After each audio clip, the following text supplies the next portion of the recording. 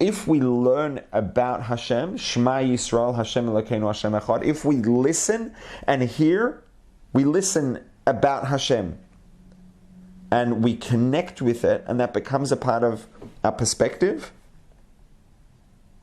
So the word V'ahavta, which generally you'll see translated as, and you shall love, V'ahavta Hashem Elokecha, you shall love the Lord your God. You shall love is not the only translation of that word. The simplest, most obvious translation of that word, actually, most literal, I mean, they're both correct, but the simplest and most face value, obvious, literal translation of the word V'ahavta is, and you will love, not and you shall. It's a statement of fact, and you will love. It's also an instruction, and you shall love. It's both. So generally we translate it as an instruction, and you shall love Hashem your God, which it is.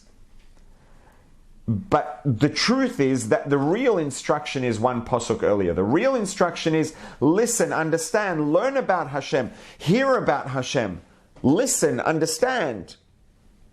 That's the instruction. And then the pasuk tells us, Shema Yisrael Hashem Elokeinu Hashem Echad. If we learn about Hashem, the one true God, the God that's one, then V'ahavta, and you will love the Lord your God with all your heart, with all your soul, and with all your might. It's a statement of fact. It's an outcome.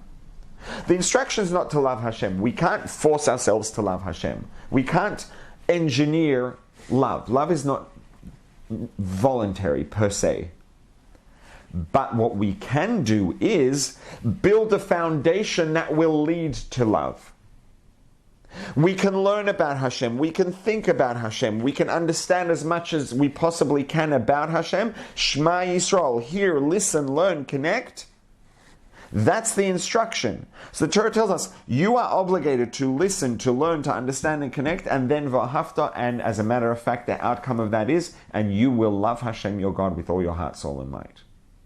So we can't just switch on the love, but we can put ourselves in a position in which loving Hashem is an automatic outcome. And the way that we do that is learning about Hashem, Shema Yisrael, listening, hearing, learning, understanding.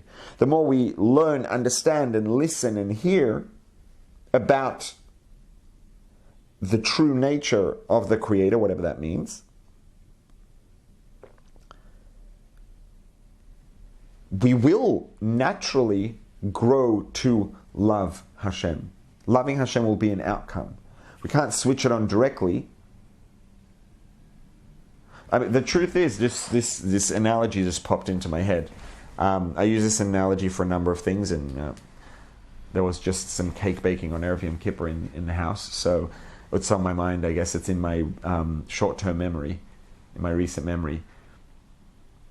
If you want a cake, you can't just will a cake into being. You can't. Willing a cake into being is not possible unless you're Hashem. I'm not. So I definitely can't do that. But there are things that I can do. Number one is I can go buy a cake. But let's say I want to have a cake that's made in-house. I can't just will the cake to come into being. What I can do is get the ingredients, combine the ingredients correctly, follow the method in the recipe, combine the ingredients in the correct way, in the correct order, etc.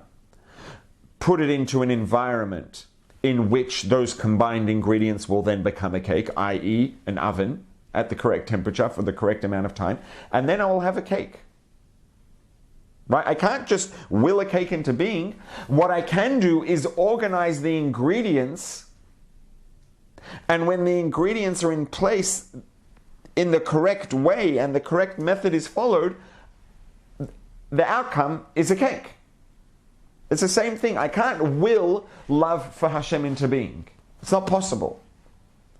What I can do is take the ingredients to create, to generate, to cultivate love for Hashem are, number one, knowledge, information, understanding, awareness about Hashem. The more we learn about Hashem, the more we have the correct ingredients in play. If the correct ingredients are there and the method is followed, the outcome is a cake. If we have the ingredients for loving Hashem, i.e. actually knowing about Hashem, those are the ingredients, the outcome is, then we will have love for Hashem. Not because we willed love into being. You can't will a cake into being, and you can't will love into being.